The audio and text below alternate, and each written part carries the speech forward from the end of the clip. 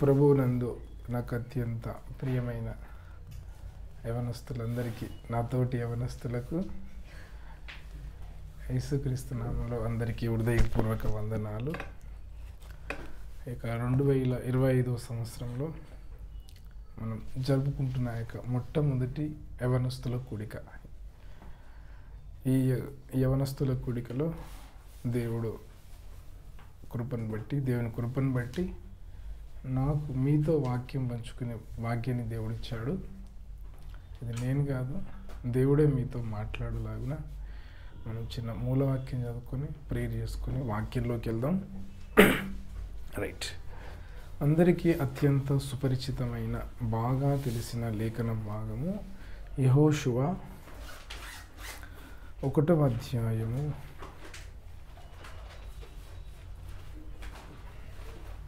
9వ వచనమే.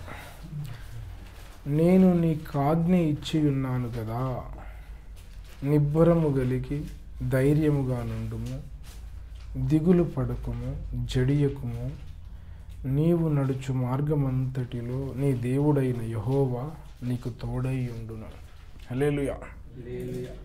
చిన్న ప్రార్థన చేసుకుందాం. పరిశుద్ధుడా, ప్రేమ కలిగిన తండ్రి, నీ వాక్యం ఎంతో విలువైనది, శ్రేష్టమైనది మాకన్న తండ్రి.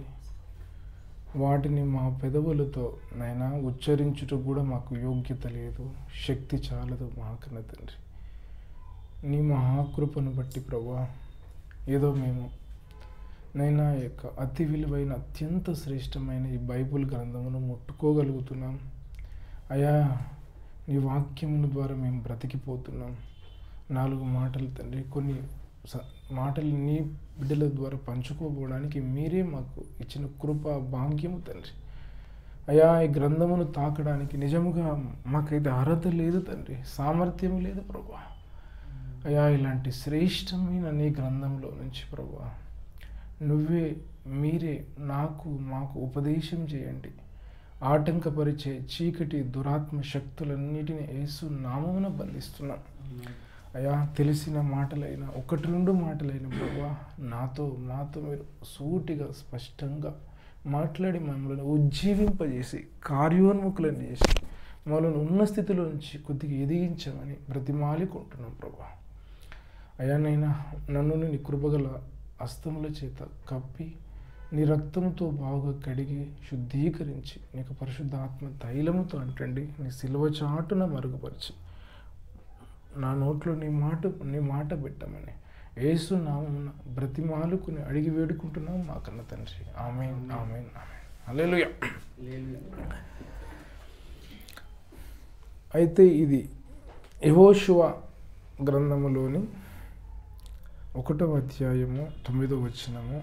చాలా సుపరిచితమైన వాక్యము. యెహోవా సేవకుడైన మోషే మృతి నొందిన తర్వాత యెహోవా నూను కుమారుడగు మోషే పరిచారకుడైన యెహోషువకు ఇలాగు సెలవిచ్చెను. అంటే సింపుల్గా మాటలు చెప్తాను.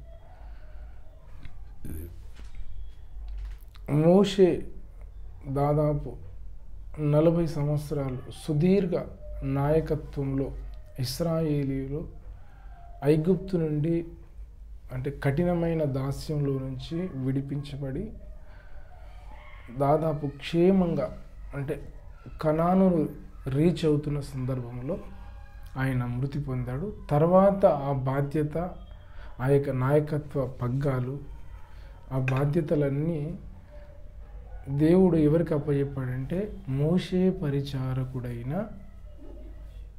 నూను కుమారుడైన యెహోషువకు. హల్లెలూయా. యెహోషువకు ముందున్నది చాలా ఘోరమైన యుద్ధాలు ఉంటున్నాయి. ఇశ్రాయేలీయులందరినీ కనానుకు నడిపించడానికి కొద్ది దూరమే ఉంది, దాదాపు వచ్చేసినట్లే. ఈ టైంలో కూడా నువ్వు ఏ మాత్రము ధైర్యము విడవకుండా, పట్టుదలతో, దిగులు పడకుండా, జడియకుండా ఉండు, నేను నీకు తోడై ఉంటానని దేవుడు సెలవిస్తున్న సందర్భం ఇది. హల్లెలూయా. ఇది మనందరికీ తెలుసు. అయితే నేను నీకు ఆజ్ఞ ఇచ్చి ఉన్నాను కదా అని ప్రతి మాటను నేను విశ్లేషించి మాట్లాడాలని అనుకోవట్లేదు. ఎందుకంటే దేవుని వాక్యానికి ఎన్నో ముఖాలు ఉంటాయి, ఎన్నో డైమెన్షన్స్ ఉంటాయి. మనం మన ఆత్మీయత అని గారి ద్వారా విన్నాం. మనం అదే కోణంలో ఆలోచిస్తే ఎన్నో విషయాలు కూడా బయలుపడతాయి. మీకు అధ్యయనంలో మీ ధ్యానంలో కూడా ఎన్నో ఆలోచనలు బయటపడతాయి. అది మనం కొంతమందికి అనుభవపూర్వక సత్యం. అనుభవంతో తెలుసుకున్నవారు ధన్యులు. అయితే పైన కూడా 7వ వచనం కూడా అంటారు, నువ్వు నిబ్బరము కలిగి జాగ్రత్త పడి ధైర్యముగా నుండి నా సేవకుడైన మోషే నీకు ఆజ్ఞాపించిన ధర్మశాస్త్రం అంతటి చొప్పున నువ్వు చేయగలరు.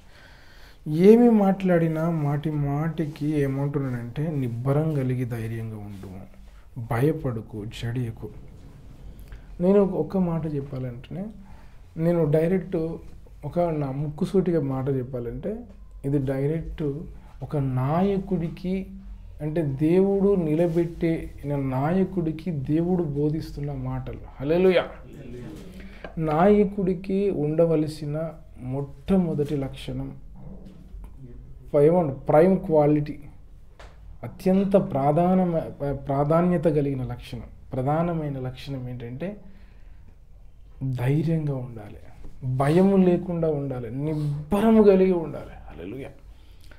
ప్రతి వ్యక్తి ధైర్యంగానే ఉండాలి, కానీ ఎస్పెషల్గా నాయకుడైన వాడు తప్పనిసరిగా ఆవశ్యకముగా కంపల్సరీ ధైర్యం కలిగి ఉండాలి. అందుకనే బైబిల్ అంతటిలో 365 సార్లు భయపడకు అని చెప్తున్నాడు. అయితే ఇక్కడ ఒకటి ఏంటంటే, భయపడకు అనే విషయము యెహోషువకు తెలియదా? మోషే యొక్క నాయకత్వంలో ఎర్ర సముద్రం చీల్చడము, ఏమన్నంటారు, ఐగుప్తులోనే ఎన్నో సూచక్రియలు జరిగించాడు. తర్వాత ఎర్ర సముద్రంను చీల్చడము, తర్వాత శత్రు సమూహాన్ని అంతటినీ దాంట్లో సమాధి చేయడము, కొన్ని యుద్ధాలు చూశారు, ఎన్నో అద్భుత కార్యాలు చూశారు. మోషే ఎట్లా బ్రతికి ఉండో ఆయన కళ్ళారా చూశాడు. అందుకే నేను ఎక్కువ కష్టపడకుండానే మోషే పరిచారకుడు అని టైటిల్ వచ్చేసింది. అంటే ఆయన మోషే పరిచారకుడు అయినా సరే ఒక గురుతర బాధ్యత అప్పచెప్పినప్పుడు ఇంతకుముందు బ్రతికిన దానికి నువ్వు ఒక ధైర్యం గల వ్యక్తి చాటున ఉండి ధైర్యంగా ఉన్నావు, కానీ నువ్వే ఆ ప్లేస్కి వస్తున్నావు. ఇప్పుడు ఇంకా ధైర్యం కూడగట్టుకోవాలి, ఇంకా నిబ్బరాన్ని కూడగట్టుకోవాలని దేవుడు బోధిస్తున్నాడు. అంటే నాయకునికి ఉండిన అత్యంత ప్రధానమైన లక్షణాల్లో ధైర్యం ఒకటి. ఇంకొక మాటలో దీనికి కాంట్రవర్సీ చెప్పుకోవాలంటే, భయపడేవాడు, పిరికివాడు దేవుని సైనికుడు అసలు కానే కాడు. అదే అసలు భయపడే లక్షణం మనకుంది, మనం భయపడుతున్నామంటే దేవుని కొరకు నువ్వు ఏమీ సాధించలేవు. దాని గురించి నేను ఎక్కువ మాటలు చెప్పాను, ఎందుకు బాగా తెలిసిన మాట కాబట్టి. ఏమంటారు, మన గిద్యోను దగ్గరనే అంటారు, ఎవడైతే భయపడి గజగజ వణుకుతున్నాడో వాళ్ళు గిలాదు కొండ విడిచిపోవంటారు. అంటే అసలు నువ్వు ఫైట్ చేయడానికి అన్ఫిట్, దేవుడు కొట్టి పడేస్తాడు. అసలు నువ్వు ఒక సైన్యంలో ఎవడన్నా సైనికుడు భయపడుకుంటూనే వాడు బార్డర్లు ఉంటాడా? నువ్వు ఎందుకు పోవాలి? సైనికుడు అన్నవాడికి ఉండాల్సిన అత్యంత ప్రధాన లక్షణం ధైర్యం. ఇంకెంత దేవుడు ఎంత ఘోరంగా రాయించాడంటే, అగ్నిగుండంలో పడేవారిలో మొట్టమొదటి వాళ్ళు పిరికోళ్ళు ఉంటారట. అసలు నాకు ఈ మాటని దాదాపు 11-12 సంవత్సరాల క్రితం విన్నా. శాతవాహన ఫంక్షన్ హాల్లో నాన్నగారు చెప్తుంటే ఆ లేఖనం చూస్తే ఏదో 4వ స్థానమో 5వ స్థానం ఉంటుందో ఏమనుకున్నా నేను. ఎందుకంటే ఏదో చెడ్డ వాళ్ళు ఉన్నారు, అంతకులు, వ్యభిచారులు, దొంగలు, మాంత్రికులు, వాళ్ళు ఉంటారేమో అనుకున్నా. కానీ పోయి ఎవరున్నారు? పిరికివారు ఉన్నారంట. ఎంత గొప్ప నేరం చూడు దేవుని దృష్టిలో. 21వ అధ్యాయము 8వ వచనం, ప్రకటన గ్రంథం. పిరికివారును చాలే, ఇంకా అవిశ్వాసులను, అసహ్యులను అన్ని ఎందుకులే, లాస్ట్ అగ్ని గంధకములతో మండు గుండములో పాలు పొందుదురు. దానికన్నా ముందేముంది? చాలా నరాంతకులు, వ్యభిచారులు, మాంత్రికులు, విగ్రహారాధికులు, అబద్ధికులు అందరు ఉంది. కానీ లిస్టు క్రమవరుస ప్రాధాన్యతలో చూస్తే పిరికివారు ఉంది. అసలు అది అంటే మనం ఉండకూడని లక్షణం ఏంటంటే దేవుని బిడ్డలకు పిరికితనం. ఎవరైనా సరే ఇంకోటి, పిరికితనం పోవాలంటే ఏం చేయాలంటే ఏం లేదు, పరిశుద్ధాత్మను పొందాల్సిందే. హల్లెలూయా. ఎవరైతే భయపడుతున్నారో, వాళ్ళకి పిరికితనం ఆవరించిందో, ప్రతి విషయానికి జంకుతున్నారో, పరిశుద్ధాత్మ మీ మీదకి వచ్చినప్పుడు మీరు శక్తి పొందుతారు. ఒకటే ధైర్యం కూడా పొందుతారు. పరిశుద్ధాత్మ పొందినాకనే కదా నేను గొలియాతును చూసి సున్నతి లేని ఫిలిస్తీయుడు ఎంతటి వాడు ఇశ్రాయేలీలను తిరస్కరించుటగా అంటాడు. అందరికీ ఉందన్నది ఈయనకున్న తేడా ఏంటి? ఓన్లీ పరిశుద్ధాత్మ అభిషేకం. హల్లెలూయా. నీకు ధైర్యం కావాలంటే పరిశుద్ధాత్మను పొందాలి. హల్లెలూయా. అందుకే నూను కుమారుడైన యెహోషువ మీద చేతులుంచి ఆయనను ఆ స్థానానికి అప్పచెప్తారు. అయితే నేను కొన్ని విషయాలు చెప్పడానికి ఇవంతా నిదానం చెప్తాను. అంటే నాయకునికి ఉండాల్సిన లక్షణం ధైర్యం ఉండాలి. ధైర్యం కావాలంటే నువ్వు పరిశుద్ధాత్మను పొందాలి. ఒకటి అత్యంత ప్రధానమైన లక్షణం నాయకుడు. అంటే నేను ఎందుకు నాయకుని అంటే, మనం ఈ తరంలో ఒక మహానాయకుని దగ్గర ఉన్నాం. కంపల్సరీ మనం కూడా ఒక నాయకుని స్థానానికి ఎదగాలి. నాయకుని స్థానం అంటే చాలామంది ఏమనుకుంటారంటే 10 మందికి పనులు చెప్పే స్థానం అనుకుంటున్నాం. హల్లెలూయా. నాయకుడు అంటే 10 మందికి పనులు చెప్పి చేయించుకుంటూ ఉండేవాడేనేమో నాయకుడు అనుకుంటారు. అదే బైబిల్లో నాకు తెలిసి అట్లా కొట్టొచ్చినట్లు కనిపించినట్లయితే లేదు. వీడి పైననే ఉంది. యెహోషువ నాయకుడు కాకముందు ఏం చేశాడు? పరిచారకుడు అని ఉంది. పరిచారకుడు ఏంటో ఏం చేస్తాడు? ప్రసంగాలు చేస్తాడా? హెల్ప్ చేస్తాడు. ఆయన బాగోగులు చూసుకుంటాడు. ఈ మధ్య అంటే అందరిలో ఉందో లేదో తెలియదు, నాకు అనిపిస్తుంది ఎవరైనా నాయకుడు అవుదాం అనుకుంటే ఒక నాయకుని దగ్గర ఒదిగి ఉండే లక్షణం నేర్చుకోవాలి. హల్లెలూయా. ఒక నాయకుని దగ్గర ఒదగకుండా, ఒక నాయకునికి చేదోడు వాదోడుగా ఉండకుండా నువ్వు ఒక నాయకుడు అయిపోదామని ఎందుకు కలలు కంటున్నారో అర్థం కావట్లేదు. అంటే ఏదో వాళ్ళ క్యాలిక్యులేషన్స్, ఎవరిని ఏమనాలని కాదు, మామూలుగా చెప్తున్నా. ఎవరైనా, నేను ఈ సబ్జెక్ట్ నాయకుని గురించి మాట్లాడుతున్నా కూడా చెప్తున్నా. నాన్నగారే చాలాసార్లు చెప్తారు, నాన్న స్టార్టింగ్లో చిన్న చిన్న పరిచర్య అవి ఇవి పనులు చేసుకుంటే చాలు నా జీవితానికి అనుకున్నారు. నువ్వు ఎవరమైనా సరే ఒక నాయకుని దగ్గర ఒదిగి ఆయన దగ్గర ఏమంటారు ఆత్మనంటిన వారిగా, ఎముకనంటిన వారిగా అట్లా ఉండి చేదోడు వాదోడుగా ఉంటూ అట్లాంటి వాళ్ళనే దేవుడు నాయకునిగా ఆమోదిస్తున్నాడు. హల్లెలూయా. దానికి ఎలీషా చూడొచ్చు, మనం తార్కాను, ఏలియా శిష్యుడు, అపోస్తలుడైన పౌలుకు తిమోతిని చూడవచ్చు, మార్కు, వీళ్ళందరూ పరిచారకులే. ఫస్ట్ వచ్చినేమన్నా రారా నేను అభిషేకించేసి ఇంకా పోరని, నువ్వు అందరికి ఇంకా అందరి మీద రూలింగ్ చేయనట్టు. ఇంకొక విషయం చేద్దాం, నాయకుడు అంటే నాన్నగారు మొన్న కూడా మాట్లాడు, అంటే ఇది నా సబ్జెక్ట్ కాదు కానీ సందర్భాన్ని బట్టి గుర్తు చేస్తే మంచిదని. యేసయ్య ఒక మాట అంటాడు, నేను పరిచారము చేయించుకొనుటకు రాలేదు కానీ పరిచర్య చేయుటకును అనేకులకు ప్రతిగా విమోచన క్రయధనముగా నా ప్రాణాన్ని పెట్టడానికి వచ్చానంటాడు కదా, అర్పించడానికి. అంటే యేసయ్య మనస్తత్వం ఏంది? పరిచర్య, నీకు ఏదన్నా ఒకటి చేయాలనే మనస్తత్వం, పరిచర్య చేసే మనస్తత్వం ఉంది. తర్వాత నువ్వు నాయకునిగా వెదిగినాక నీ ఎదుగుదల విధానాన్ని బట్టి చూసి, నీలో ఉన్న సద్గుణ లక్షణాలను బట్టి, నీ యొక్క సామర్థ్యాన్ని బట్టి, దేవుడు నేను ఇచ్చిన స్థానాన్ని బట్టి అందరూ నీకు సేవ చేయడం అది వేరు. కానీ నువ్వే ప్రతి ఒక్కరిని అది చేయరా, ఇది చేయరా, నేను ఒకటి ఏమంటారు కదలకుండా ఒక చోట ఉంటా అనడం నాయకుని లక్షణం అయితే కాదు. హల్లెలూయా. కొత్తగా అనిపిస్తుందా? ఏం లేదు, ఇది అందరికి తెలిసిన విషయమే. నాయకుడు అంటే ఫస్ట్ స్టేజ్ అయితే పని చేస్తూ పరిచర్య చేస్తూ ఎదుగుతున్న వాడు చాలా పటిష్టమైన నాయకులు, జనరల్ రాజకీయ నాయకులు చూసుకుంటే ఎవరుంటారు చెప్పు? గ్రౌండ్ స్థాయి నుంచి ఎదిగినోడే బలమైన ప్రజానాయకుడు అయి ఉంటాడు. హలో, అవునా కదా? సడన్గా వచ్చిందంటే వాడిని అందరూ ఒకరొకరు ఒక కామెంట్ చేస్తారు. వానికి సడన్గా అబ్బా కూడా నాయకత్వ లక్షణం. అబ్బాలంటే మళ్ళీ ఎన్నో ఆటుపోట్లు దెబ్బలు తినే పరిస్థితి ఉండాలి. కానీ గ్రౌండ్ లెవెల్ నుంచి వచ్చిన వాళ్ళే మాస్ లీడర్స్, సమాజం మీద బలమైన ముద్ర వేసారు. మన ఎదుగుదల కూడా లీడర్ అట్లా ఎదగాలి. అట్లా ఎదుగుదలలో క్రమం నీకు ధైర్యం ఉండాలి. హల్లెలూయా. ఇది నాయకునికి ఉండవలసిన ఒక మొట్టమొదటి లక్షణం. ఇంకొకటి 2-3 లక్షణాలు నేను చెప్తా, అందరితో ముగిస్తా. ఇది యాక్చువల్గా ఇది చాలా నాకు సడన్గా ఆలోచన వచ్చింది. అన్న నాకు మధ్యాహ్నం టైం తమ్ముడు నువ్వే చెప్పాలని హేమరాజ్ అన్న అన్నప్పుడు నాకు ఏ ఆలోచన తట్టలేదు. లాస్ట్కి నా ఆలోచన అంతా ఎప్పుడైతే టైం దగ్గర అవుతుందో గిరగిర తిరుగుతుంది మేడం.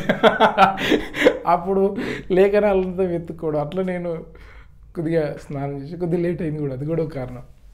అంటే ఏదన్నా వస్తే రావు, వస్తేనేమో ఈ ప్రవాహంలోకి వస్తాయి. ప్రవాహంలోకి వచ్చినప్పుడు సమయం ఉండదు. నేను అనుకున్నా నేను చెప్పాల్సిన సందేశం ఇప్పుడు ఏదో టచ్ చేస్తాను, దేవా నీకు మళ్ళీ ఎప్పుడన్నా నన్ను నా తోటి వారికి వినే వాళ్ళు కూడా ఇది ఒక ధ్యానాంశంగానే చేయదేవా అని నేను అనుకొని ఇక్కడికి ధైర్యంతో వచ్చిన. ఈ సబ్జెక్ట్కి సంక్షిప్తంగా ఇది ఒక్క కొలికి తెచ్చాను అని నేనైతే చెప్పలేను. ఎవరైనా ధ్యానించుకుంటే ఎంతైనా ఉంటుంది. అంటే నాయకునికి ఉండవలసిన ప్రధానమైన లక్షణం ఇంకొకటి ఉంటుంది. సాత్వికులు ధన్యులు, వాళ్ళు భూలోకమును స్వతంత్రించుకుంటారు. అంటే రాజ్యం చేస్తారు, అది తీయాల్సిన అవసరం లేదు. సామెతలు ఏమంటారు, మత్తయి సువార్త 5వ అధ్యాయం 11 అట్లా వచనాల్లో ఉంటాయి. సాత్వికులు ధన్యులు, వాళ్ళు భూలోకమును స్వతంత్రించుకుంటారు. అంటే నేను కాంట్రవర్సీ ఎట్లుంది, ధైర్యం అంటే సింహంలాగా ప్రొజెక్ట్ అవుతుంది. హల్లెలూయా. నీతిమంతులు ధైర్యం కలిగి సింహం వలె నుందురు అని ఉంటుంది, అంతే కదా? మళ్ళీ నీకు సాధు స్వభావం కూడా వాళ్ళు ఉండాలి. హల్లెలూయా. సాధు స్వభావం, సాత్విక లక్షణం. నేను సాత్వికుడను, దీన మనసు గలవాడను అని యేసయ్య అన్నాడు. హల్లెలూయా. అంటే నీకు సాత్వికము, దీనత్వము మనలో ఉండాలి. ఎవరైనా నాయకుడు అవ్వాలనుకుంటే, అంటే నేను ఒక మంచి పొజిషన్లో నాయకుడు అవ్వాలంటే ఏదో నలుగురిని మెయింటైన్ చేయాలని కాదు. ఇది బిబ్లికల్గా పనికొస్తుంది, నాకు వచ్చి బయట కూడా పనికొస్తుంది. దేవుని వాక్యంలోని నాయకత్వ లక్షణాలు సమాజంలో అన్ని విభాగాలలో కూడా పనికొస్తాయి. సాత్వికము, దీన మనసు కలిగి ఉండాలి. ఆడున్నోడే నాయకుడు. ప్రతిదానికి మొత్తం ఆవేశం, కంగారు అంటే ఇదేం నాయకత్వం రా బాబు. ప్రతిదానికి ఆవేశంగా.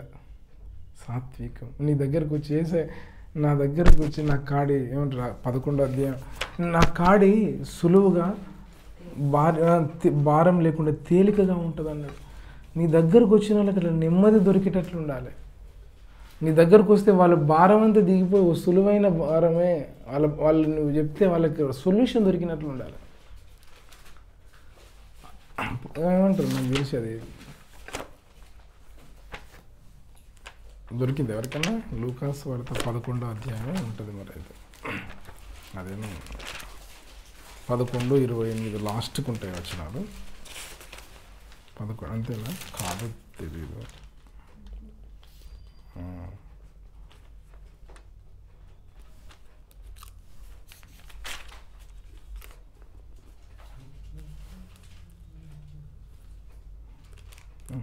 మొత్తం పర్లేదు. ఇదైతేమో అది మనందరికీ బాగా సుపరిచితమైన లేఖన భాగం. తొలగిలే మత్తయి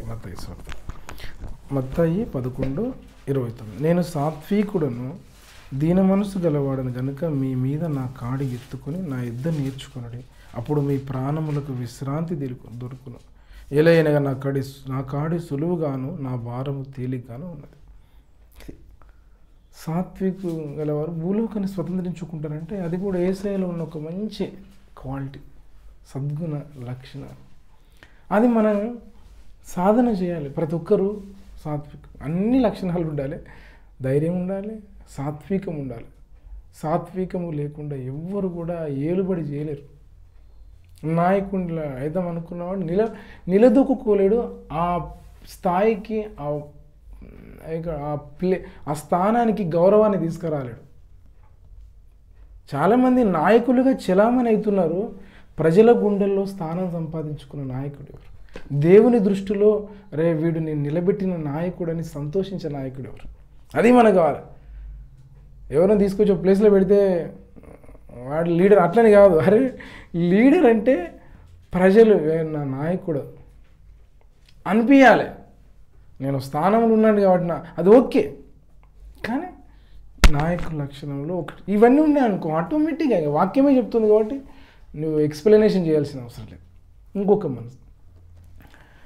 ఇంకొక ఆలోచన ఏంటంటే నేను మామూలుగా గుర్తు చేస్తా, మొన్ననే శ్రద్ధగా పనిచేసే లక్షణం ఉండాలి. ఏమంటారు, సామెతలు చదువుకున్నాను.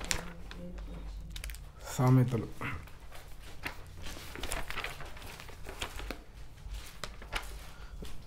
నేను కొంతవరకు ధ్యానాంశంగానే ఇస్తున్నా. ఇది సామెతలు 12వ అధ్యాయము 24 శ్రద్ధగా పనిచేయువారు ఏలుబడి చేయదు. ఏలుబడి ఎవరు? సోమరిలు వెట్టి పనులు చేయవలసి వచ్చినాను. కానీ ఏమంటే శ్రద్ధగా పనిచేయువారు ఏలుబడి చేయదు అంటే నాయకునికి పని చేసే లక్షణం ఉండాలి. ఎట్లా చేయాలి? నాయకుడు అయినా ఉన్నాడు అనుకోవాడు, శ్రద్ధగా పనిచేసేవాడు. హల్లెలూయా. యెహోవా కార్యంలో నా శ్రద్ధగా చేయవాడు శాపగ్రస్తుడు అగునుగా కను కదా. ఎవరైనా నాయకుడు అవుదాం అనుకుంటే, ఎవరైనా నేనైనా ఇప్పుడు నేను చెప్తున్నానని ఏదో నాకు నేను ఉన్నానేదో నేను ఆ స్థాయిలో ఎంతో ఎదిగినని కాదు. మన అందరి కొరకు దేవుని వాక్యం చెప్తుంది. దేవుడు మాట్లాడుతున్నాడు. ఏంటంటే మనం లేకపోతే మనం ప్రయత్నం చేద్దాం, దేవునితో పోరాడదాం, దేవుని బ్రతిమాలు కొందాం, దేవుని కాలు పట్టుకొని ఆయన మనం కన్నీటితో ఆయన పాదాలను దడిపోయిన కొన్ని లక్షణాలను సంతరించుకుందాం. మనం రేపొద్దున మనం యేసయ్యతో కూడా రాజ్యం చేసేవాళ్ళం, పరిపాలన చేసేవాళ్ళం. ఈ లక్షణాలన్నీ లేకపోతే మనం ఆ ప్లేస్లో అన్ఫిట్టా కదా. అదే దేవుడు చూస్తున్న నాయకుని లక్షణాలు ఇవి, మనం అనుకుంటున్న లక్షణాలు వేరు. దేవుని అనుకున్నవి మనం అనుకున్నవి ఒకటే అయినావనుకో, దేవునితో పాటు నువ్వు రాజ్యం చేస్తావు. హల్లెలూయా. అందుకే శ్రద్ధగా పనిచేసే లక్షణం ఉన్నవాడు నాయకుడు. ఇంకొక మాట ఉంటుంది, సామెతలకు వచ్చాం కాబట్టి 24:6 నాకు అలసట ఉన్నందుకు నాకు కూడా ఎక్కువ నోరు తిరుగుతలేదు, మెల్లగా చెప్పుకుంటూ పోతున్నా. సమయం ఎంత అవుతుందో ఏమో తెలియదు. 6 వివేకము గల నాయకుడవై యుద్ధము చేయుము. హల్లెలూయా. ఏమై యుద్ధం చేయాలి? నాయకుడైన వానికి ఏముండాలంట? వివేకం. హల్లెలూయా. వివేకము గల నాయకుడవై యుద్ధం చేయి. వివేకం అంటే యుక్త ఆలోచన విధానం, అంటే సరైన అభిప్రాయం కలిగి, నాకు తెలిసినంత వరకు అంటే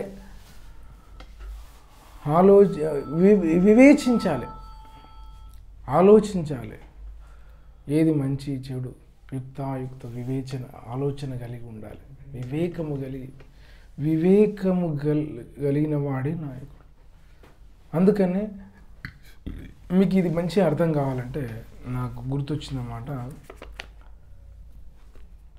1 రాజులు 3వ అధ్యాయం. సొలొమోను గురించి మనం కొద్దిగా మాట్లాడుకుంటే, జ్ఞానము వివేకము కొద్దిగా పర్యాయ పదాలుగా ఉంటాయి, కానీ కొద్దిగా నిదానంగా అవుతుందేమో, కానీ మనం చదువుకుందాం. 1 రాజులు 3వ అధ్యాయము 9 ఇంత గొప్పదైన నీ జనమునకు న్యాయము తీర్చగలవాడు ఎవడు? కాబట్టి నేను మంచి చెడ్డలు వివేచించి నీ జనులకు న్యాయము తీర్చినట్లు నీ దాసుడనైన నాకు వివేకము గల హృదయము దయచేయి. ఏమడుగుతున్నాడు? మంచి చెడ్డలు ఏమని ఏమన్నాడు? పైన ఏముంది? 9 మంచి చెడ్డలు వివేచించి నీ జనములకు న్యాయం తీర్చాలంటే ఏం కావాలంట? వివేకం కావాలి. నాయకుడైన ప్రతి ఒక్కరికి ఆ వివేకం కంపల్సరీ మనం అడగాలి. ఈ వివేకం ఎట్లా వస్తుందబ్బా అంటే దేవుడిస్తాడు. ఎట్లా ఇస్తాడు ఏమంటే, ఒక కీర్తనల్లో మాట ఉంటుంది, 119 కీర్తన, మీకు బాగా 104 వచ్చిన బాగా మీకు సుపరిచితమైన 119, 104. నీ ఉపదేశం వలన నాకు వివేకము కలిగెను, తప్పు మార్గములన్నీ నాకు అసహ్యములాయను. ఎట్లా వస్తుందంట నీకు వివేకం ఎట్లా వస్తుంది? యేసయ్య ఉపదేశం అంటే వస్తుంది. అంటే నువ్వు దేవునితో సహవాసం చేసి దేవుని వాక్యాన్ని చదువుతూ దేవుని ద్వారా నువ్వు ఏమంటారు దేవుని మాటలు వింటూ ఉంటే నీకు అప్పుడు వివేకం కలుగుతుంది. అంటే ఒక మాటలో చెప్పుకోవాలంటే ఏమనొచ్చు, నువ్వు వివేకం కలిగి మంచి నాయకుడు కావాలంటే దేవుని స్వరం వినేవాడవై ఉండాలి. హల్లెలూయా. చిన్న లైన్ గీస్తే నువ్వు దేవుని ఉపదేశం వినగలవాడవై ఉండాలి. అప్పుడు ఏమవుతుంది, నీకు అనవసరమైన విషయాలన్నీ తొలగిపోయి అవసరమైన వాటిని నువ్వు పట్టుకుంటావు. అప్పుడు నువ్వు వివేకముగా పని చేయగలుగుతావు. వివేకం ఏంటంటే కరెక్ట్ షార్ప్గా ఏది న్యాయమో ఏది అన్యాయమో యుక్తాయుక్త ఆలోచన కలిగి ఉండడం. ఏం చేయాలి అంటే నీకు కంపల్సరీ నీకు దైవోపదేశం జరిగి ఉండాలి, దేవుడు అనుగ్రహించి ఉండాలి. అప్పుడే నువ్వు మంచి నాయకునిగా ఎదగలుగుతావు. మన నాయకునిగా మనం అందరం మనసు ఇది పెట్టాల్సిందే. హల్లెలూయా. మనం ఏదో ఎవరో కొందరు నాయకులు, మనం ఏదో నార్మల్గా సాదాసీదమైన వ్యక్తులము, నార్మల్గా ఉండిపోదాం అనుకుంటాం. మనకన్నా నిలబెట్టిన నాయకులకు పూర్తిగా లోబడుతూ పరిచారకులుగా ఉంటూ దేవుడు ఇచ్చినప్పుడు ఆ స్థానాన్ని కూడా మనం పునికి పుచ్చుకొని న్యాయం చేయగల స్థానంలో ఉండాల్సిందే. హల్లెలూయా, ఆమేన్. ఆ స్థానం అంటే ఏం చేయాలి, ముందు నీకు ఇలాంటి లక్షణాలన్నిటిని అలవర్చుకోవాలి, సాధన చేయాలి. ఇంకొకటి వివేకం గురించి చాలా చెప్పొచ్చు. వివేకము ఎవరి దగ్గర ఉంటుందంటే తెలుసా, ఏదో మంచి ట్రిక్ మనం ఒక ధ్యానాంశాన్ని తీసుకోవచ్చు. దేవుడు నాకు 17వ అధ్యాయం దొరికింటే బాగుండు దేవా.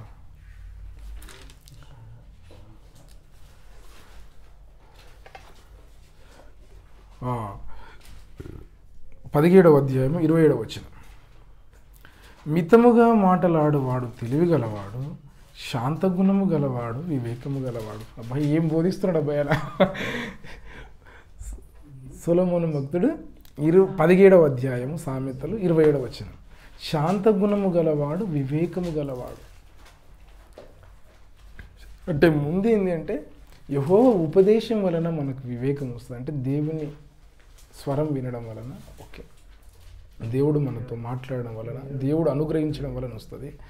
ఇంకొకటి ఏంటంటే వివేకికి ఉండవలసిన ఒక లక్షణం ఏంటంటే శాంతగుణం కలిగిన వాడు ఉండాలి. అంటే ప్రశాంతమైన మనసు ఉన్నాడు. వివేకము గల ఏమంటారు, నరుని హృదయంలో ఆలోచనలు అనేకములు పుట్టును, వివేకి అయిన వాడు వాటిని చేదుకొనని ఉంటుంది కదా.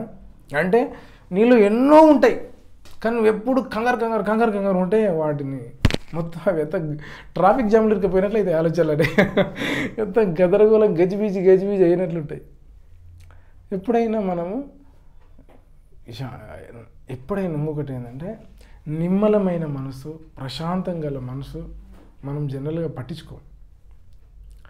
మనం ఎప్పుడు ఆన్ ద వే అన్నట్లు ఉంటాం, అలర్ట్గా ఉంటాం. కానీ ఇది కూడా మనం ఒకటి సాధన చేయాలంటే ప్రశాంతమైన మనసు అంటే ఇట్లా ఉండాలి. నా ముక్కు మూసుకున్నట్టే అనుకోకటి, లోపల మనకు ఎట్లా నెమ్మది, ప్రశాంతంగా, నిమ్మలంగా ఉండడం నేర్చుకుంటే నీకు వివేకం మంచిగా పనిచేస్తుంది. హల్లెలూయా. నువ్వు మంచి నాయకుడు అవుతావు. నాయకుడు ఇప్పుడు ఎన్నెన్ని లక్షణాలు మనం అన్నీ నెమరేసుకుంటే ఒకదానికొకటి కాంట్రడిక్షన్ ఉన్నట్లు, మళ్ళీ అన్నీ సమపాలలో ఒదిగిపోతున్నట్లు ఉంటాయి. మనం వివేకం కలగాలంటే ముందు మంచి శాంతమైన మనసు కలిగి ఉండడానికి మనం సాధన చేయాలి. ఏముంది, ముంగమూరి దేవదాసాయి గారు చెప్పారు, లాస్ట్ మెట్టు ఏమో కనిపెట్టుట, మొదటి మెట్టుడేమో ఏకాగ్రత కొరకు. అట్లాంటివి మనం చేసామనుకో, చేయట్లేదు యాక్చువల్గా చెప్తున్నాను, ఏం చేయట్లేదు, వింటున్నాం మీరే, నాకు తెలియదు కానీ ఉన్న విషయం యథార్థంగా చెప్పాలంటే. కానీ వాక్యం ఉంది కదబ్బా, సపోర్ట్, బలం. మన వాక్యంలో కనిపిస్తే మనకు ఏదైనా చేయనికి ధైర్యం వస్తుంది. చేస్తామో చేయమో కానీ అరే న్యాయం ఇలా చేయాలి. అట్లాంటివి లాస్ట్ కనిపెట్టుట అన్న గడియ నిమ్మలంగా దేవుని స్వరం వినాలని, దేవుని మాటలు వినాలని హాయిగా కనిపెట్టుకొని ఉంటే ఎట్లా అయిపోతుంది మనసు. స్టార్టింగ్ కూడా ఏకాగ్రత కొరకు ప్రార్థనలో నువ్వు కనిపెట్టుకొని ఉండే ఆ అనుభవాన్ని మనం నేర్చుకుంటే, ముగమూరు దేవదాస్ గారు నేర్పిన ఒక మంచి అలవాటు, నిజంగా ఎంత మంచి అలవాటు. ఎవరు ఎంతోమంది ప్రార్థన నేర్పిస్తారు కానీ ఇవి చెప్పరు. నువ్వు ఎన్ని ప్రార్థన బుక్స్ అన్న చదువు కానీ ఇలాంటి పాయింట్స్ చెప్పరు. ఇది ఏదో బయటి వాళ్ళకు, సాధువులకు, సన్యాసులకు, యోగి పుంగవులకు సంబంధించింది అన్నట్లు వదిలేస్తారు. కానీ యాక్చువల్గా చెప్పాలంటే ఇది ఇలా ఏకాగ్రత దొరికినాక కరెక్ట్ పాయింట్ మీద అప్పుడు ప్రార్థన చేస్తే దేవుడిని చూస్తున్నట్లు, దేవునితో మాట్లాడుతున్నట్లు ఉంటుంది. కొన్నిసార్లు నేను చేశాను, నేను కూడా ప్రయత్నం చేశాను. నాన్న చాలాసార్లు చెప్తుంటే అరే ఇట్లా చేయాలనుకో, ఎంత హాయిగా అనిపించిందో. లాస్ట్ కనిపెట్టుట అంటే అంత ఓపిక మనకు ఉండదు అనుకో, అది వేరే విషయం. అది ప్రార్థనలో ఒక ఉన్నతమైన మెట్టు. కానీ నువ్వు మంచి ఎదగాలంటే, నా ఉన్నత స్థానానికి ఎదగాలంటే ఈ మెట్టు మీదకి నువ్వు అంటే ఏమన్నా భయంగా ఒక మాటలు చెప్తున్నా, లాస్ట్ ప్రశాంతంగా ఉండు, శాంత గుణము కలిగి ఉండు. ముగమూరు దేవదాస్ గారు ఇలా చెప్పారు. పోనీ నీకు ఎలా దోచుతుంది, ఏమైతే మనస్సును మాత్రం నిమ్మలంగా ఉంచుకో, ప్రశాంతంగా ఉంచుకొని నీవు అప్పుడు నీ వివేకం అద్భుతంగా పనిచేస్తుంది. అప్పుడు నువ్వు నాయకుడు అవ్వడానికి అదొక మంచి ఒక లక్షణం నువ్వు పునిపుచ్చుకున్నట్లే. పైన నేను ఇంకొక మాట ఉంటుంది అనుకుంటా, జ్ఞానము 24 జ్ఞానము వివేకము గలవాని ఎదుటనే ఉన్నది. హల్లెలూయా. ఏదెక్కడ ఉంది ఇక్కడ జ్ఞానానికి వివేకము దాదాపు పర్యాయ పదాలన్నంతగా ఉంటాయి. అవును, ఇంకా పెద్దవాళ్ళు నాన్నగారు అంటే బాగా డీప్గా చెప్పచ్చు వీటిని. అయితే జ్ఞానము ఎవరి దగ్గర ఉంటుందంట, నువ్వు చాలా నీకు జ్ఞానం ఉంది అంటే ఎవరితో ఉంటుందంట జ్ఞానం? వివేకం గల వాళ్ళ దగ్గరనే ఉంటుందంట. ఇంతసేపు మనం వివేకం గల చాలా విషయాలు మాట్లాడుకున్నాం. నువ్వు జ్ఞానం కలిగి ఉండాలంటే నాయకునికి ఉండవలసిన ఒక లక్షణము జ్ఞానం కలిగి ఉండడమే. ఏసైన జ్ఞానం అబ్బా. దేవుడు జ్ఞానం, దేవుడే జ్ఞానం కదా. నీకు జ్ఞానం నీ దగ్గర ఉండాలంటే నువ్వు వివేకం కలిగే వాళ్ళ వ్యక్తుల దగ్గరనే జ్ఞానం ఉంటుంది. నువ్వు ఏమైనా నేర్చుకోవాలన్నా, తెలుసుకోవాలన్నా, ఏమైనా సరే నీకు వివేకం గల మనసు ఉంటే ఆ యొక్క ఏమంటారు, ఆ జ్ఞానము ఒక మంచిగా ప్రతిఫలిస్తుంది. దాని యొక్క కార్యాలు కనిపిస్తాయి. వివేకం లేని దగ్గర, మూర్ఖుని దగ్గర జ్ఞానం ఉంటే ఆడంతా అడ్డదిడ్డంగా యూజ్ చేస్తాడు. అందుకని జ్ఞానము గల వాడి దగ్గర ఉంటుంది. ఇంకొకటి ఏంటంటే, నేను ఇంకా దాదాపు ఎంతసేపు చెప్పాను దేవా, చాలు. ఇంకొక విషయం ఏంటంటే, ఇలా ఇది ఫస్ట్ చెప్పొచ్చు, మధ్యలో చెప్పొచ్చు, ఎప్పుడైనా కానీ వరుస క్రమంలో కాకుండా కొద్దిటి ఏంటంటే, నాయకునికి ఉండవలసిన ఇంకొక ప్రధానమైన లక్షణాలలో ఒకటి గురి కలిగి ఉండాలి. హల్లెలూయా. అందుకనే మీకు అందరికీ బాగా తెలిసిన అన్నమాట, ఏమంటారు, కొరింథీలకు రాసిన పత్రిక 9వ అధ్యాయము. ఇది ఎంత మనకు బాగా సుపరిచితమైన 27వ వచనం, 26 కూడా. కాబట్టి నేను గురి చూడని వాని వలె పరిగెత్తువాడను కాను, గాలిని కొట్టినట్టు నేను పోట్లాడుట లేదు అంటున్నాడు. ఎట్లా అంట? గురి కలిగి ఉన్నాడు, ఒక లక్ష్యం కలిగి ఉన్నాడు. నాయకుడైన వానికి ఒకటి ఏంటంటే, లక్ష్యం లేకపోతే ఏమవుతుందబ్బా? అన్ని మంచి లక్షణాలు కలిగి ఉన్నాం, లక్ష్యం లేకపోతే ఏమవుతుంది? ఏమంటే ఎక్కడేసిన గొగడ అక్కడే ఉంటుంది. అలాగే అట్లా ఉట్టిగా ఉంటావు, మంచిగా ఉంటావు. కానీ ఏదన్నా సమాజం మీద ఎఫెక్ట్ చూపించాలి, తరతరాలు నీ గురించి మాట్లాడుకోవాలి, ఎంతోమందికి ఒక దారి చూపేటట్లు ఉండాలి. ఇన్స్పిరేషన్ అంటే నీ మంచితనం అంతా ఒకటే చోట పరిమితం అయిపోకుండా ఉండాలంటే గురి కలిగి ఉండాలి. లేకపోతే ఏమైందంటే నీ మంచితనం అంతా ఏదో గంపలో పెట్టినట్లు అవుతుంది. గంపలో పెట్టినట్లు అన్నీ దాచిపెట్టినట్లు అవుతుంది. నాయకునికి అనే వాళ్ళు గురి కలిగి ఉండాలి. దేవుని మహాకృపను బట్టి మనకైతే గురి ఉంది. హల్లెలూయా. ఈ విషయాలు ఒకటి అదృష్టవంతులు. మంచి గురి మనం ఎక్కడ చేరుతామో ఆ గమ్యం మనకు తెలుసు, మన గురి ఏంటో మనకు తెలుసు. తెలుసు అంటే విషయ పరిజ్ఞానం కాదు, తెలుసుడు. ఆ గురి నువ్వు కూడా పెట్టుకొని ఉండాలి. హల్లెలూయా. నువ్వు ఎట్లా చేయగలవో ఆ విధానంలో గురి. నువ్వు సంపూర్ణ సిద్ధి పొందాలి, క్రీస్తులాగా మారాలి, అదొక గురి.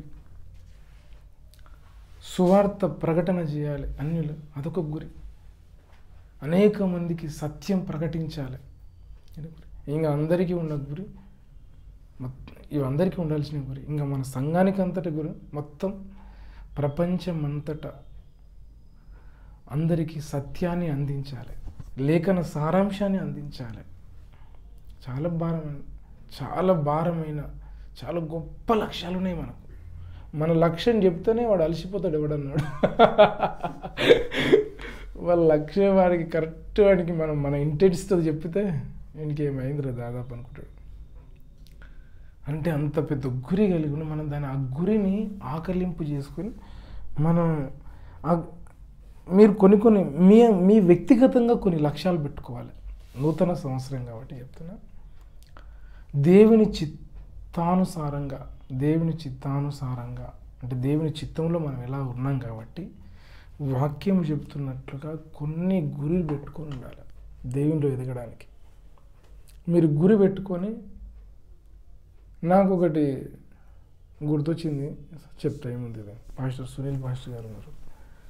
మొన్న నాకు చెప్తే చాలాసేపు గిర్రం తిరిగింది. ఇదేం మాటలు అనుకున్నా. ఆయన ఏమన్నాడంటే, నేను ఈ సంవత్సరం అంతా 4 గంటలకు లేచి ప్రార్థన చేయకపోతే నేను 31కు సాక్ష్యం చెప్పాను అనుకున్నాడంట. ఒక్కరోజు మిస్ అయినా చెప్పాను అనుకున్నాడంట. కానీ ఒక్కరోజు కూడా మిస్ చేసలేడంట. అదేదో నార్మల్గా నలుగురు మధ్యలో చెప్పింటే మస్తు చెప్పుకుంటారులే అనిపిస్తుంది. కానీ ఆయన 31st రోజు ప్రసంగంలో చెప్తున్నాడు స్టేజ్ మీద. అంటే ఎంత గుండె ధైర్యం అసలు. ఒక్కరోజు మిస్ కాలేదంట. అంటే ఒక మంచి గురి కలిగి ఉన్నాడు. ఆ లక్ష్యం కొరకు ఆయన ప్రాకులాడాడు, ప్రయాసపడ్డాడు. మనం చిన్న గురులు పెట్టుకొని అతిపెద్ద గురి అంటే ఆ గురి వైపు వెళ్ళడానికే మనకు చిన్న గురులన్నీ పెట్టుకోవాలి. అది కూడా ఒకటి. నువ్వు గురి పెట్టుకొని ఎట్లా ఉడితే వెళ్ళిపోవద్దు. అందరం కలిసి ప్రధాన లక్ష్యం వైపు బహుబలంగా మనం గొప్పగా పనిచేయడానికి మనం కార్యోన్ముఖులమై ఉండాలి. నువ్వు నాయకుడు అవుతావు. అట్లయితేనే మనం నాయకత్వ లక్షణాలు పొందుపరుచుకుంటాం. కంపల్సరీ నన్ను నాయకులు కావాలంటే గురి కలిగి ఉండాల్సింది. గురి లేకపోతే మనం కాలేమన్నట్లు. ఇది ఒక నాయకునిలో ఉండవలసిన ఒక ప్రధాన లక్షణాలలో ఒకటి. ఇంకా ఎన్నో విషయాలు ఉన్నాయి. ఇంకొక విషయం చెప్తుందంటే, లాస్ట్ అవ్వచ్చు, మళ్ళీ నాకు ఏమైనా గుర్తొస్తే ఇంకోటి కావచ్చు, తెలియదు.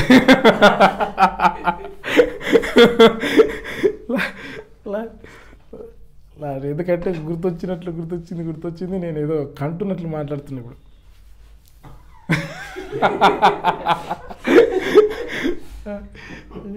గుర్తొచ్చి చెప్తాను. ఇప్పుడు ఏంటంటే, ఇంకొకటి ఏంటంటే, మనము గురి కలిగి ఉండాలి.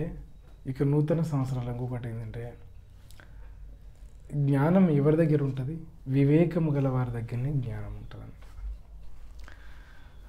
జ్ఞానం అత్యంత ప్రాధాన్యం. ఇంకొకటి, జ్ఞానానికి ఎన్నో డెఫినేషన్స్ ఇచ్చారు, ఎన్నో డెఫినేషన్స్ మాట్లాడారు.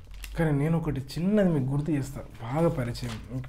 అరే ఇదే నన్ను చేసి పెద్ద అనుకుంటావు మనసులో. ఏంటంటే, ఎఫెసీలకు రాసిన పత్రిక 5వ అధ్యాయము 15వ వచనం. దినములు చెడ్డవి గనుక మీరు సమయమును పోనీయక సద్వినియోగము చేసుకొనుచు అజ్ఞానుల వలె కాక జ్ఞానుల వలె నడుచుకున్నట్లు జాగ్రత్తగా చూచుకొనుడి. ఎంత సింపుల్గా ఉంది కదా. ఏంటంటే దినములు చెడ్డవి గనుక మీరు సమయాన్ని పోనీయక సద్వినియోగం చేసుకొనుచు అజ్ఞానుల వలె కాక జ్ఞానుల వలె నడుచుకుని జాగ్రత్త. ఎవడైనా సమయాన్ని దుర్వినియోగం చేస్తున్నాడు అంటే అర్థం ఏంటి? వాడు అజ్ఞానిలా ప్రవర్తిస్తున్నాడు అని అర్థం. మళ్ళీ జ్ఞానిగా ప్రవర్తిస్తున్నాడు అంటే ఏంటంటే సమయాన్ని సద్వినియోగం చేసుకుని వాడే జ్ఞాని. హల్లెలూయా. జ్ఞానవంతునికి ఎన్నో డెఫినేషన్లతో పాటు ఇది ఒక డెఫినేషన్ మనం మంచిగా గుర్తుపెట్టుకోవాలి. సమయమును సద్వినియోగం చేసుకునే వాడే జ్ఞానవంతుడు. వాని దగ్గరనే వివేకం ఉంటుంది. వాడే నాయకుడు. ఇట్లా చెప్పుకోడు. సమయమును సద్వినియోగం చేసుకోవాలి. కిందికి ఒక మాట ఉంటుంది, ఇంకో మాట, ఇంది నిమిత్తం మీరు అవివేకులు కాక ప్రభు చిత్తం ఏమిటో గ్రహించుకోండి. వివేకవంతులు ఎవడబ్బా అంటే దేవుని చిత్తాన్ని గ్రహించటోళ్ళే. హల్లెలూయా. దేవుని చిత్తమును గ్రహించడానికే ఇది కావాలి. అంటే బుర్ర కాదు, వివేకం. బుర్రలో వివేకం అంటే వివేకము, వివేచన, ఆలోచన శక్తి. దేవుని చిత్తాన్ని గ్రహించడానికి వాడాలి. సమయమును సద్వినియోగం చేసుకుంటే జ్ఞానవంతుడు అన్నాడు. దేవుని చిత్తానుసారంగా నువ్వు ప్రవర్తించగలిగితే నువ్వు వివేకవంతుడు ఉంటున్నాడు దేవుడు. హల్లెలూయా. మనం ఏం చేయాలి? ఈ రెండు కలిగి ఉండాలి. అప్పుడే మనం నాయకుడు అవుతాం. ఇంకా మాట్లాడుకుంటే ఎన్ని విషయాలు వస్తావు బయటికి. మనం తిమోతి దగ్గరికి పోతే, తీతు దగ్గరికి పోతే, అటు పోతే ఇటు పోతే ఎన్ని విషయాలు బయటపడతావు. కానీ నేను ఇంకా ముగించనికే దగ్గరికి వచ్చేసిన. మీరు ఈ విషయాన్ని పెట్టుకొని ఇంకా ధ్యానించండి. నేను వీలైతే నేను కూడా ఆలోచించి దీన్ని గంట ప్రసంగాన్ని 2 గంటలకు తయారు చేసుకుంటా. హల్లెలూయా. అట్లే లేదు కానీ అంటే ఒకటి ఏంటంటే మనము జ్ఞానుల వలె బ్రతకాలి. నేను చాలాసార్లు అనుకుంటున్నా ఈ నూతన సంవత్సరంలో మరొకసారి నా తీర్మానం, మీ అందరి తీర్మానం, మనం జ్ఞానులలాగా ప్రవర్తిద్దాం. మనం సమయం అంటే యేసయ్య జ్ఞానము, యేసయ్య కూడా కాలము కదా. కాలము యేసయ్యనే, జ్ఞానం యేసయ్యనే. నువ్వు ఈ సద్వినియోగం చేసుకుంటే, కాలాన్ని, సమయాన్ని సద్వినియోగం చేసుకుంటే నువ్వు దేవుడు నీ ఇచ్చిన జ్ఞానం లేకపోతే దేవుడు నీలో ఉంటున్నందుకు అది ఒక పరిపూర్ణమైనట్లే. మనం ఈ సంవత్సరంతో మనం చేస్తున్న ప్రతి పని గురించి, అయ్యో నేను నా సమయాన్ని ఏ విధంగా వాడుకుంటున్నా. వీలైతే మనం ఒకటి చేయొచ్చు. ఎందుకంటే అందరూ మేధావులు ఉన్నారు. నాన్నగారు చెప్పిందే చెప్తా. మనం ఇది అలవాటు చేసుకుంటే దేవుడు మనకు మించిన అదృష్టవంతులు ఉన్నారు. నువ్వు దినమంతా బ్రతికిన బ్రతుకు ఒక్కసారి పడుకునే ముందు అయినా ఎప్పుడైనా నువ్వు ఏమేం చేసావు ఈరోజు, పచ్చిగా అంటే అంత గొప్ప పనులు ఏం చేసినావు, అంత పోటు పనులు ఏం చేసినావు, చెత్త పనులు ఏం చేసినావు, ఎక్కడెక్కడ ఏ విధంగా ప్రవర్తించినావు, ఎలా మెదిగావని ఒక్కసారి నువ్వు గుర్తు చేసుకుంటే చాలా ఫిల్టర్ అయిపోతాయి. హల్లెలూయా. మనం ఒక్కసారి మనం ఏం లేదు, ప్రతిసారి మనం నిద్రకు ఉపక్రమించే ముందు కానీ ఒక సమయం తీసుకొని కానీ చాలాసేపు కూర్చుని నేను ఇంకా ముగింపుకి వచ్చేసినమ్మా. నన్ను ఎవరన్నా బాధ ఇబ్బంది అనిపిస్తే క్షమించాలి. ఒకటి ఏంటంటే ఏంటంటే కంపల్సరీ మనము ఇట్లా చేయగలిగితే, నేనేంది సమయాన్ని సద్వినియోగం చేసుకునే దాని గురించి మాట్లాడుతున్నా. ఏదానికైనా ఒకటి ప్రాపర్ వే ఉండాలంటే ఒకటి ఏంటంటే, చాలా విషయాలు నేను చేయట్లేదు, నేను చేయాలని బలంగా తీర్మానించుకొని ప్రసంగం చేయడానికి వచ్చిన. ఏంటంటే మరి ఎంతో కొంత మీరు చేసి చూడండి, నేను చేద్దాం, అందరం కలిసి చేద్దాం. హల్లెలూయా. అందరం కలిసి మంచిగా ఎదుగుదాం. ఏంటంటే ఇట్లా వేరే వాళ్ళు నాకు తెలిసి బిజినెస్ వాళ్ళు, బయట లీడర్స్ కూడా వాళ్ళు దినమంతా ఏమేం చేస్తారు, ఎక్కడెక్కడ ఎట్లా ప్రవర్తిస్తారు డైరీ రాసుకుంటారు. నేను చాలా ఏళ్ళ క్రితము రాబిన్ శర్మ అని ఆయన మహోన్నత మార్గానికి 101 సూత్రాలని ఇంకా ఏదో 2-3 బుక్స్ ఉండే, జీవించు మరణించి జీవించు అనేది ఉండే. అవన్నీ చదివేటోని చదువుకొని నేను చిన్న బుక్ పెట్టుకొని రోజు నా చరిత్ర అంతా రాసుకుంటుంటే నిజంగా రాసుకొని నా ఫీలింగ్స్ అన్నీ రాసుకుంటే నీకు తెలియకుండా నీ మనస్సాక్షి చాలా అలర్ట్ అవుతుంది. నీకు సమయం వ్యర్థం చేయాలనిపించదు. నువ్వు రోజు నీ తప్పుల మీద నువ్వే నిందలే, నువ్వు చేస్తున్న తప్పులను నువ్వే వేలెత్తి చూపుకో. నువ్వు ఏదో ఏ పూట కాపూట కాదు, ఒక టైం కేటాయించి, లేదా ఎప్పుడైనా ప్రశాంతంగా ఉన్నప్పుడు ఏదో నేను ఇక్కడిక్కడ పొరపాటు ఇట్లా మాట్లాడేది లేకుండా, ఇట్లా ప్రవర్తించేది లేకుండా, ఇలా సమయాన్ని నేను ఇట్లా దుర్వినియోగం చేసేది లేకుండా, అయ్యొచ్చాయి అనవసరమైన అలా గడిపిన ఇలా గడిపిన, అయ్యో దేవా క్షమించు దేవా నాకు ఇది ఇష్టం లేదని మనం ఈ ప్రాసెస్లో ఉందాము. నువ్వు ఎంతసేపు నేను సమయాన్ని వాడుకోవాలనే దానికన్నా నువ్వు ఇట్లా చేసి చూస్తే నీకు తెలియకుండానే చాలా ఫిల్టర్ అవుతాయి. మేధావులు చెప్పిన విషయాలే చెప్తున్నాను, సొంతంగా నేను ఏదో కనిపెట్టింది కాదు. నేను కూడా దాన్ని ఎంతో కొంత ఫాలో అయినా. ఇట్లా చేస్తే మనం సమయమును సద్వినియోగం ఎలా చేసుకోవాలని ఉంటుంది. ఇంకోటి బలమైన గురి కలిగి ఉండాలి. లక్ష్యం అనేది పిన్ పాయింట్గా ఉండాలి. లక్ష్యం బలంగా ఉండాలి. లక్ష్యం తర్వాత నువ్వే నీ హృదయమే ఒక పెద్ద కోర్టు హాల్ లాగా చేసుకొని ప్రతివాదాలను నువ్వే వినిపించుకొని తీర్పులు తీర్చేసి దేవుని దగ్గర వేడుకొని మొత్తం చేసుకుంటే నువ్వులో కరెక్షన్స్ అవుతాయి. అప్పుడు మనం సమయాన్ని సద్వినియోగం చేసుకోగలం. హల్లెలూయా. అప్పుడు మనం జ్ఞానుల వలె ఉంటాం, వివేకం ఉంటుంది, నాయకుని వెళ్ళగలుగుతాం, దేవుని చిత్తం ఏదో మనం గ్రహించగలుగుతాం. దేవుని చిత్తం గ్రహించి మనం అట్లా మెలిగితే మంచి ఇంపాక్ట్ పడుతుంది మన భక్తి జీవితంలో. మనం ఎంతో మంచి చక్కగా ఎదగలుగుతాం. ఇంకా దేవుని మహాకృపను బట్టి అట్లాంటి లక్షణాలు మనకు రావాలి. నేను ఒకటి సింపుల్ గుర్తు ఒక్కసారి వరుస క్రమంలో నేను గుర్తు చేస్తే నేను ఏమేం చెప్పాను ఏంటి. ఒకటి ఫస్ట్ నేను చెప్పిన వాళ్ళ ధైర్యం కలిగి ఉండాలి. ధైర్యం కలిగాలంటే ఏముండాలి? పరిశుద్ధాత్మాభిషేకం ఉండాలి. తర్వాత సాత్వికమైన మనసు కలిగి ఉండాలని చెప్పాను. ఇంకోటి ఏం విషయం? శ్రద్ధ కలిగి ఉండాలి, శ్రద్ధగా పని చేసే ఉండాలన్నారు. ఇంకొక విషయం సాత్వికము గలవారు. ఏమంటారు? ధైర్యము, సాత్వికము, శ్రద్ధ కలిగి పనిచేయడము, వివేకము కలిగి ఉండడము, ఇంకోటి జ్ఞానము కలిగి అంటే సమయాన్ని సద్వినియోగం చేసుకోవడం, దేవుని గురి కలిగి ఉండడం. ఇవన్నీ లక్షణాలు మనం ఇంకా ఎన్నో విషయాలు ఉంటాయి, మీరు ధ్యానించండి. నాకు గుర్తొచ్చిన వారికి దేవుడు నడిపించిన వారికి చెప్పాను. కానీ అత్యద్భుతం అంటే మనం ఈ విధంగా మన జీవితాన్ని మనం మలుచుకుంటే, ఇంకోటి శాంత గుణమైన దగ్గరనే వివేకం ఉంటుంది అన్నమాట. ఇలాంటి దేవుని వాక్యాలన్నిటిని నెమరేసుకుంటూ ఈ నూతన సంవత్సరంలో మనం ఒక మంచి లక్ష్యం కలిగి సమయాన్ని సద్వినియోగం చేసుకొని ఒక మంచి నాయకునిగా ఎదుగుదాం. అందరము ఈ బైబిల్లో ఉన్న నాయకత్వ లక్షణాల మీద మనసు పెట్టండి, బయట విషయాల మీద కాదు. అస్సలు చేసిన నాయకులం మనమవుతాం. హల్లెలూయా. మంచి నాయకులం అవుతాం.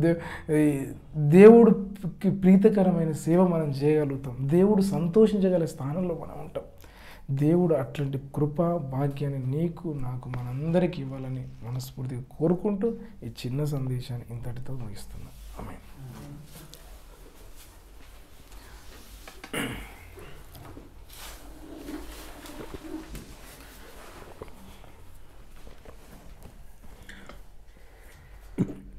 ఎవరైనా ప్రేరేపించబడి వాడు ఉంటే ఒకరు ప్రార్థన చేయండి.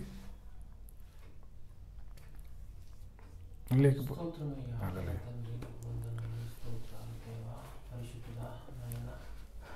ఈ యొక్క నూతన సంవత్సరపు మొదటి యూత్ మీటింగ్లో నా కన్న తండ్రి నాయన, మీరు నా కన్న తండ్రి, నీ కుమారుడిని నా కన్న తండ్రి నన్ను మరుగుపరిచి మీరు మాట్లాడినటువంటి మాటల కొరకు నీకు వందనాలు, స్తోత్రాలు తండ్రి నాయన.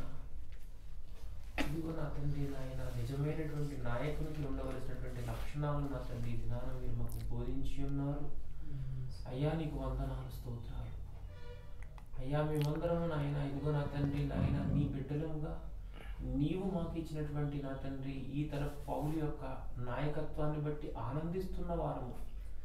అయ్యా మరైతే ఈ దినాన నా తండ్రి నీవు పలికినట్లు మేమును నా కన్న తండ్రి నాయన నిజమైనటువంటి నా తండ్రి నాయన నాయకులుగా నా కన్న తండ్రి నాయన తయారు కావడానికి సహాయం దయచేయండి. అయ్యా నలుగురిని అజమాయిషి చేయటమే నాయకత్వం కాదు కానీ అయ్యా నీవు నా తండ్రి నీ బిడ్డ ద్వారా మాట్లాడినటువంటి నా తండ్రి గుణలక్షణాలు మా యొక్క నా తండ్రి నాయన బ్రతుకుల్లో నా తండ్రి నాయన మీరు మాకు దయచేయమని బ్రతిమలాడుచున్నాం. అయ్యా గురి కలిగి మేము ఉండడానికి సహాయం దయచేయండి. అయ్యా నిజముగా ధైర్యం కలిగి ఉండడానికి సహాయం దయచేయండి. జ్ఞానము శాంత గుణము అయ్యా నా కన్న తండ్రి నాయన నాయన నాయన వివేకము కలిగిన తండ్రి ఉండడానికి సహాయం దయచేయండి. అయ్యా అయ్యా నీ యొక్క ఉపదేశము నా తండ్రి నాయన నొందిన వారముగా మేము ఉండడానికి సహాయం దయచేయండి. పరిశుద్ధాత్మ పూర్ణులుగా మేము ఉండడానికి సహాయం దయచేయండి. అయ్యా నీ కుమారుడు చెప్పినట్లు నాయన మమ్మల్ని మేము నా తండ్రి విమర్శించుకునే వారముగా నా కన్న తండ్రి నాయన సమయాన్ని సద్వినియోగపరుచుకునే వారముగా మేము ఉండడానికి సహాయం దయచేయండి. అయ్యా వీటిలో ఏ ఒక్క లక్షణము కూడా నా కన్న తండ్రి నాయన మా అంతటా మేము నా తండ్రి సాధన ద్వారాను లేకుంటే మా యొక్క నా తండ్రి నాయన ఓన్ తెలివితేటల ద్వారాను నా తండ్రి ఏ ఒక్కటి సాధ్యం కాదు నాయన. ఇది కేవలము నా కన్న తండ్రి నాయన నీవు నా తండ్రి నాయన మాకు అనుగ్రహించవలసినటువంటి నా తండ్రి లక్షణాలు మేము నీ పాద సన్నిధిలో నా తండ్రి బ్రతిమలాడుకుని నా కన్న తండ్రి నాయన నీ దగ్గర పొందుకొనవలసినటువంటి లక్షణాలు నాయన. నా యేసయ్యా నీకు వందనాలు. ఈ దినాన్ని కూడుకున్న మేమును అయ్యా ఈ లైవ్ మెసేజ్ ద్వారా నా తండ్రి నాయన రేపు వినబోతున్నటువంటి అనేక మంది నా కన్న తండ్రి అయ్యా నీ పాద సన్నిధిలో నా తండ్రి నాయన విరిగి నలిగినటువంటి మనస్సుతో నా కన్న తండ్రి నాయన ఈ లక్షణాల కొరకు నా తండ్రి నాయన నీ పాద సన్నిధిలో నా తండ్రి నాయన బ్రతిమలాడుకుని ఉపవసించి నా కన్న తండ్రి గోజాడుకుని నా కన్న తండ్రి నీ దగ్గర నుంచి పొందుకొని నా కన్న తండ్రి నీవు నా తండ్రి నిలవబెట్టినటువంటి లీడర్స్ గా నా తండ్రి నాయన ఇదిగో నా తండ్రి యేసయ్యా నా కన్న తండ్రి నాయన ఇదిగో నా తండ్రి నాయన నీవు పరిచారం చేయడికే వచ్చిన వాడవని నా తండ్రి పలికి ఉన్నావు. అయ్యా అటువంటి మనసు కలిగినటువంటి నా తండ్రి నిజమైన మాస్ లీడర్స్ గా నా తండ్రి నాయన సార్వత్రిక సంఘాన్ని నా కన్న తండ్రి నాయన మార్పు తెచ్చేటువంటి లీడర్స్ గా అయ్యా ఆయన నా తండ్రి నీ యొక్క సార్వత్రిక సంఘానికి నీవు అందించినటువంటి నా తండ్రి నిజమైనటువంటి అయ్యా నా తండ్రి నాయన నాయన అపోస్తులైనటువంటి లీడర్ కి నా తండ్రి నాయన నిజమైన అనుచరులుగా నా కన్న తండ్రి మేము మారడానికి సహాయం మా బ్రతుకు నా కన్న తండ్రి ఈ దినము నుంచి నా తండ్రి ఈ ప్రార్థన నా కన్న తండ్రి మా అనుదిన ప్రార్థనగా మారడానికి సహాయం అయ్యా వాక్యం బాగుంది అని నా తండ్రి నాయన మాట్లాడుకుని ప్రశంసించుకుని నా తండ్రి వదిలివేసేటువంటి నా తండ్రి దౌర్భాగ్యపు ఆలోచన విధానం నుంచి నా తండ్రి మమ్మల్ని దూరపరచండి నా కన్నా అయ్యా ఈ ప్రార్థన మా యొక్క హృదయంలో నా కన్న తండ్రి నాటుకోవడానికి సహాయం దయచేయండి. నీ యొక్క పరిశుద్ధాత్మ ద్వారా నా తండ్రి నీరు కట్టి ఫలింపజేయండి నా కన్న తండ్రి నిజమైనటువంటి లీడర్స్ గా మమ్మల్ని తయారు చేయండి నాయన. అయ్యా మా బ్రతుకులు మీ చేతులకు అప్పగించుకొని బ్రతుకులు మీ చేతులకు అప్పగించుకొని ఏ ఒక్క లక్షణం కూడా లేదు నాయన. ప్రతి లక్షణం నా తండ్రి మీరే మాకు దయచేసి నా తండ్రి నాయన నీవు నా తండ్రి నాయన సంతోషించి ఆనందించి నా తండ్రి నేను గర్వపడేటువంటి నా తండ్రి నీ బిడ్డలముగా నా తండ్రి నీవు కోరుకున్న లీడర్స్ మేము నాయకులుగా తయారవడానికి సహాయం దయచేయమని ఇది నా తండ్రి నాయన నీ వాక్యమును పంపించి నా తండ్రి నాయన నిలువబెట్టి వాడుకున్నటువంటి నీ కుమారుడు నా కన్న తండ్రి నాయన అనేక లక్షల మంది ముందు నా తండ్రి నాయన నిలువబెట్టి నా తండ్రి వాడుకోనమని అయ్యా అనేక మందికి ఆశీర్వాదకరంగా తయారు చేయమని మీరే నా కన్న తండ్రి మా మనస్సును ఆలోచనలు మా యొక్క సర్వము నా తండ్రి నీ ఆధీనంలో తీసుకుని నీవు కోరుకున్నట్లు నా కన్న తండ్రి మా బ్రతుకుల్ని నా తండ్రి నా బ్రతుకులో ప్రతి దాన్ని మీరు చెక్కి నా తండ్రి మలచిన తండ్రి వాడుకున్న సహాయం మమ్మల్ని మీ చేతులకు అప్పగించుకోవచ్చు. నజరేయుడైన యేసు అనంత శక్తియుత నామంలో ఆత్మదేవుని సహకారంతో చిన్ని మనలు అడిగి విశ్వాసంతో పొందుకొనిచున్నాము మా కన్న తండ్రి. प्रवेश रखते में प्रवेश संपूर्ण कलुगा अपवाद की वर्षित अनंत नाशనం कलुगा.